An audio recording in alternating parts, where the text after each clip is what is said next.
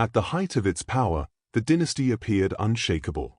Its cities bustled with trade, its armies marched with discipline and pride, and its rulers were praised as near-divine figures whose authority seemed destined to last for centuries. To foreign envoys, the empire looked like a fortress of stability, its wealth pouring in through taxation, conquest, and commerce, while its people sang of the dynasty's greatness in festivals and sacred rites. Yet beneath the glittering surface lay a world of growing discontent and tension. The empire's outward brilliance masked fractures running deep through its foundations, cracks that only a few could see but which would soon widen into gaping wounds. That contrast, the illusion of invincibility against the reality of weakness, sets the stage for the story of its undoing. The dynasty's rulers had inherited a legacy forged through blood and conquest, but time had dulled the sharpness of their rule. The early emperors had been warriors and visionaries, men who carved order from chaos and expanded borders with daring campaigns. Their descendants, however, found themselves presiding over a machine too vast to control, a machine that relied more on perception than on true strength. Palaces swelled in size and splendor, but corruption festered within their walls. Lavish banquets were held even as the countryside groaned under heavy taxation, and the dynasty's nobility grew more interested in competing for favor than in ensuring the stability of the realm. This imbalance gave rise to dangerous resentments, among soldiers who felt neglected, among peasants who starved under unjust burdens, and among ambitious courtiers who believed destiny was slipping from the hands of their rulers. The figure of the emperor himself symbolized both magnificence and fragility. Draped in robes of silk and crowned with diadems that shone with gemstones, he commanded obeisance from his subjects, yet in truth he was increasingly isolated from the world beyond his palace gates. Surrounded by layers of advisors, eunuchs, and guardians, he saw only what others permitted him to see.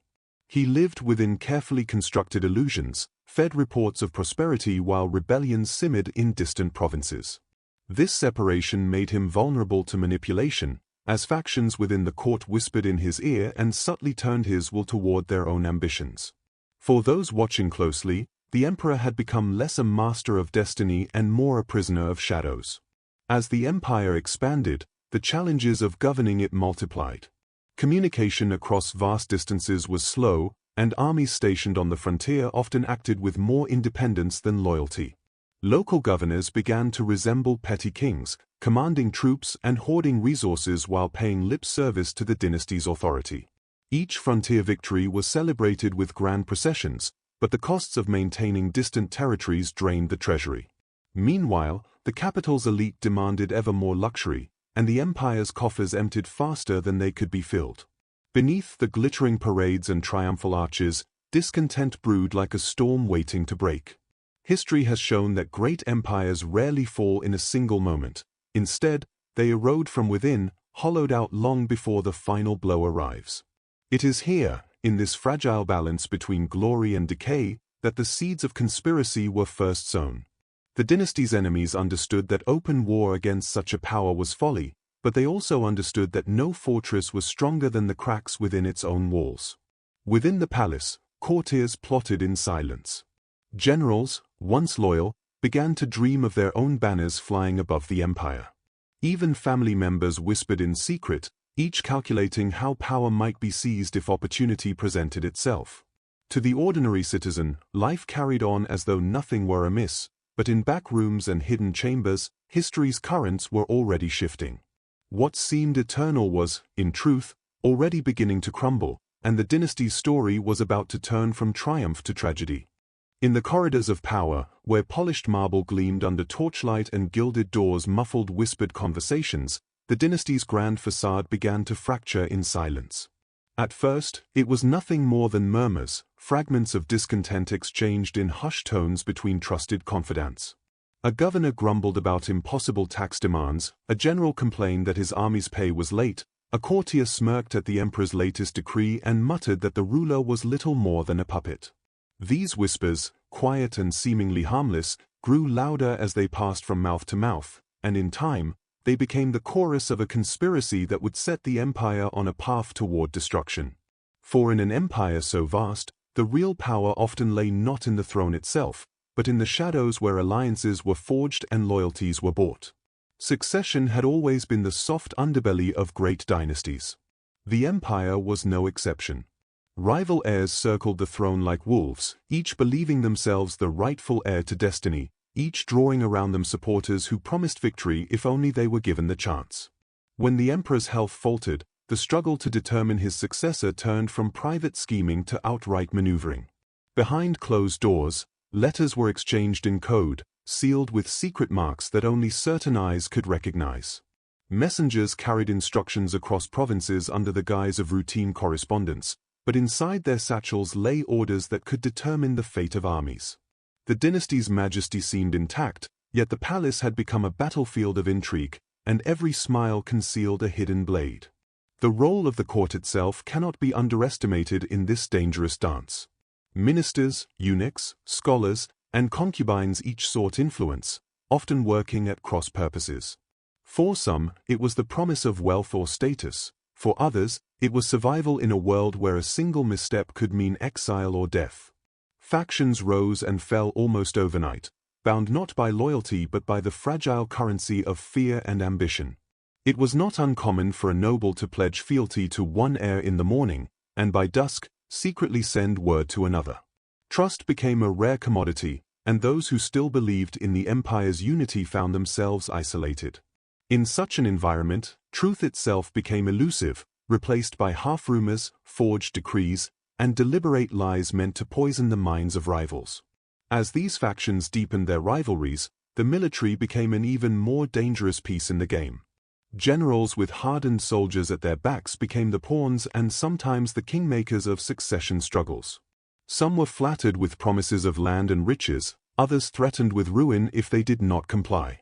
Soldiers loyal to their commanders rather than the throne were easily swayed, and as power brokers began to maneuver, entire garrisons could be persuaded to change allegiance with little more than whispered promises of reward. In these hidden negotiations, the empire's fate was already being rewritten. The sword was still sheathed, but the words spoken in secret were sharper than any blade. Espionage became the invisible hand that steered events.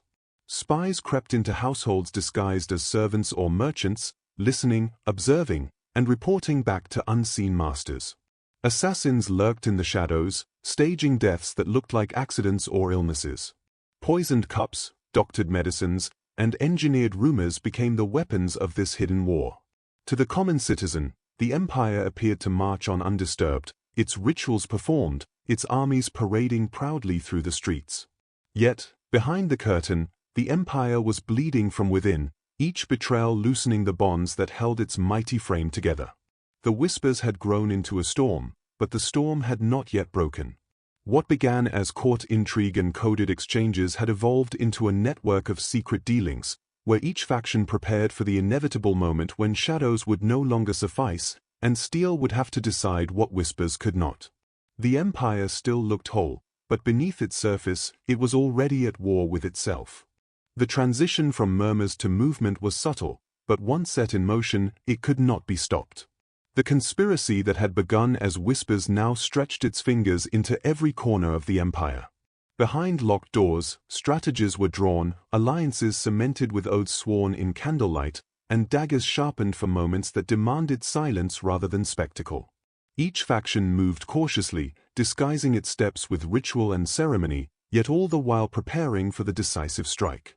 The empire was no longer merely a stage for intrigue, it had become a chessboard where pawns and kings alike were maneuvered toward inevitable collision. One of the most effective weapons employed in this shadow war was not the sword but the word. Rumors spread like wildfire through marketplaces, taverns, and temples, undermining the legitimacy of the ruling dynasty. Decrees were forged to sow confusion, making it seem as though the emperor contradicted himself, or that one heir had been chosen only to be replaced by another. Religious figures were quietly courted or threatened into giving sermons that questioned the dynasty's favor with the gods. These subtle manipulations eroded faith in the throne, convincing soldiers, citizens, and even nobles that the empire's destiny was shifting away from its rulers. History has shown time and again that once belief falters, power begins to crumble, and in this case, doubt became a weapon as deadly as any army. Assassination too became a tool of choice, carried out with precision and care. Rivals died in hunting accidents, their horses suddenly bolting at impossible times. Cups of wine left untouched at feasts later proved to be laced with poisons. Guards were found dead at their posts, their deaths explained as the result of exhaustion or misfortune, though those who knew the signs understood better. These killings were not random acts of violence but deliberate strikes aimed at decapitating factions before they could gather too much strength. Each death sent a shiver through the court, reminding everyone that loyalty could no longer guarantee survival. Trust between families and comrades dissolved, fathers wondered if their sons could be bought, generals feared betrayal from their closest captains, and even servants weighed the risk of speaking openly within their own households. The military, once the empire's most steadfast pillar, was being dragged into the conspiracy's currents. Legions stationed at the frontiers were quietly approached with promises of gold and land. Commanders were forced to declare their loyalties, often torn between the honor of serving the dynasty and the temptation of power offered by conspirators. Soldiers began to notice shifts in command, units being relocated under false pretenses, supplies delayed without explanation, orders that contradicted one another as rival factions competed for dominance.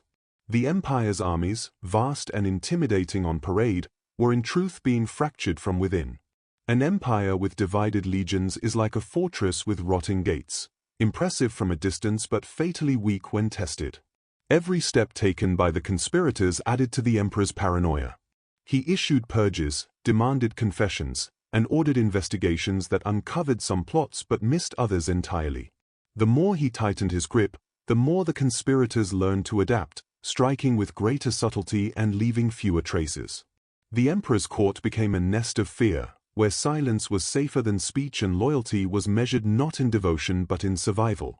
To the people outside the palace walls, the dynasty still appeared untouchable, but to those within, the air was thick with dread, as if the empire itself were holding its breath, waiting for the moment when the shadows would finally explode into open conflict. The hidden war was now fully alive. Every gesture, every rumor, every command carried the weight of treachery, and the once mighty dynasty had become its own battlefield. Steel had yet to clash openly, but the empire was bleeding all the same, bled by lies, by fear, and by the invisible daggers wielded in the dark. The storm that had been gathering in silence finally broke, and when it did, it tore through the empire with a swiftness that stunned even those who had long anticipated it.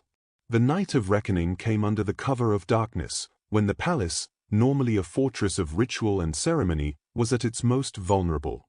Torches flickered along the walls as guards patrolled their usual paths, unaware that some among them had already sworn new loyalties. Within the city, hidden doors opened, and groups of armed men, loyal not to the emperor but to the conspirators, slipped silently through alleys and courtyards. By the time the alarm was raised, the palace was already compromised, its fate determined by treachery rather than defense. Inside the imperial chambers, the emperor was roused from uneasy sleep by frantic servants. Shouts echoed through the corridors, steel clashed in the distance, and the sounds of betrayal could not be mistaken. He called for his most trusted commanders, but they hesitated, torn between their oaths to the throne and the promises whispered to them by the conspirators. Soldiers once sworn to defend the dynasty now turned their weapons upon one another, confusion spreading faster than orders could be given. What should have been an organized defense became a chaotic spiral, a collapse of trust and discipline that mirrored the hidden rot that had long eaten at the empire's core. Outside the palace, the city held its breath. Citizens awoke to the sound of marching feet and cries of battle, but few dared intervene. Some cheered quietly, hoping for change, while others wept, knowing that the fall of the dynasty would bring only suffering in its wake. Fires were set deliberately to create confusion, smoke rising over rooftops as symbols of chaos. Conspirators had planned every move with ruthless precision. Key gates were seized, messengers silenced, and loyal officers cut down before they could rally their men.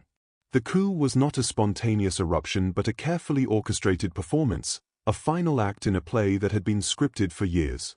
The emperor's last loyalists fought bravely, forming desperate barricades within the palace halls, their armor glinting in the dim light as they resisted wave after wave of attackers.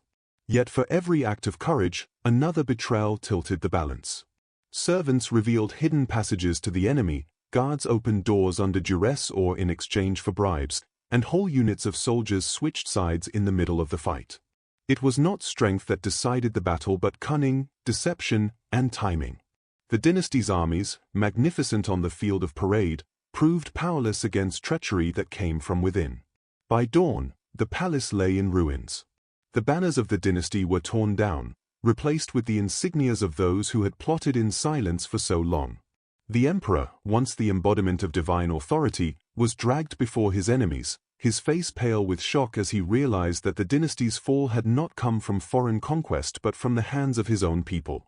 The throne room, once a place of awe and splendor, became the stage of humiliation and surrender.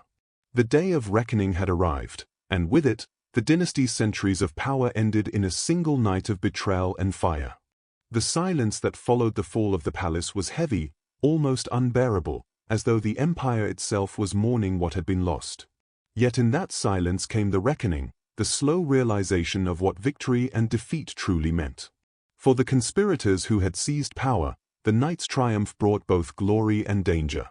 They paraded their success as destiny fulfilled, declaring the old dynasty broken and the empire reborn. But beneath their proclamations lay the uneasy truth that their new order was built on betrayal, and betrayal, once unleashed, can never truly be contained. The streets of the capital bore the scars of the coup. Fires still smoldered where homes and shops had been burned, and the bodies of soldiers, courtiers, and servants alike littered alleyways.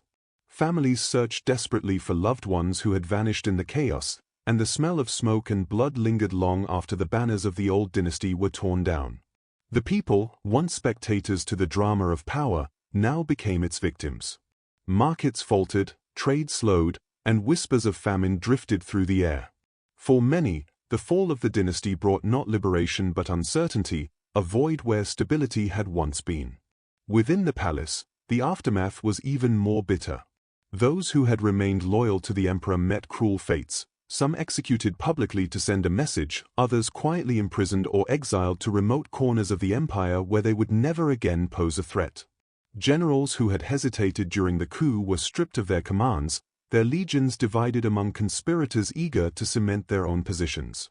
Royal children were dragged from their chambers and sent into exile or confinement, their lives spared only because killing them outright might stir rebellion. Once pampered in luxury, they now lived as shadows of their lineage, reminders of a past the new rulers sought to erase. Yet the victors themselves were not immune to the consequences of their own conspiracy. Almost immediately, fractures appeared among them. The unity that had allowed them to topple the dynasty dissolved once power was within reach. Promises made in secrecy could not all be kept, and jealousies flared as each conspirator sought to claim the lion's share of rewards. Old friendships soured, alliances broke apart, and the very men who had plotted together now looked at one another with suspicion. The dynasty may have fallen, but the hunger for power that had destroyed it continued to spread, eating away at the fragile foundation of the new regime. For the common people, the dream of stability slipped further from reach. What had been a single dynasty's rule was replaced by rival claimants, each demanding loyalty, each threatening vengeance against those who resisted. Villages became battlegrounds, provinces splintered, and the empire, once unified under the weight of its throne, fractured into pieces. The ashes of power were scattered wide, and from them rose not peace, but a future defined by fear and endless struggle. The dynasty's fall did not end with the coup, nor with the executions and exiles that followed. Its echoes carried far beyond the palace walls, shaping the lives of generations that came after. For historians, the collapse became a story of how shadows can destroy empires more thoroughly than invading armies. The dynasty's monuments still stood, its temples still drew worshippers, and its roads still connected distant provinces, but the spirit that had once bound the empire together was gone. People no longer spoke of their rulers with reverence. Instead, they remembered the betrayals, the lies, and the night when loyalty meant nothing. That memory itself became a scar, a constant reminder that even the strongest walls cannot defend against treachery born from within. The legacy of the conspirators was complex and bitter. Some rose to power, establishing themselves as rulers in the vacuum they had created, their names etched into records as founders of a new era. Yet others, once celebrated as architects of change, were discarded when they became inconvenient. History rarely preserves the stories of those who plot in shadows, and many vanished into obscurity, remembered only as whispers in chronicles written long after their deaths. The irony was sharp. The dynasty they had toppled is remembered for its greatness as much as for its downfall, while the men and women who destroyed it became little more than footnotes in its story. For the empire's subjects, the consequences of betrayal were far more tangible. Farmers faced new taxes under ambitious warlords, soldiers marched endlessly as factions clashed for dominance, and merchants hesitated to send caravans across provinces fractured by shifting loyalties. The dream of unity and prosperity that the dynasty had once promised seemed like a distant illusion, replaced by constant instability. The people had lost faith not just in rulers but in the very idea of enduring order, and this disillusionment lingered long after the conspirators themselves were gone. The lessons of the dynasty's collapse reach across centuries. Great powers often fall not because of external threats but because of weaknesses within: greed, ambition, and the corrosion of trust. In the end, it was not a foreign enemy that ended the dynasty's reign but its own children, its own generals, its own courtiers who believed they could build something greater from its ruins. Yet what they built was fragile, a patchwork of shifting allegiances that never matched the strength of what had been lost. As time passed, storytellers and scholars alike turned the tale into a warning. They asked the haunting question: how many empires of today, seemingly unshakable, are already being undermined by conspiracies hidden in their shadows? The dynasty may have fallen long ago, but its story endures, a reminder that betrayal is timeless, and that the walls of every great power echo with whispers that could one day topple it.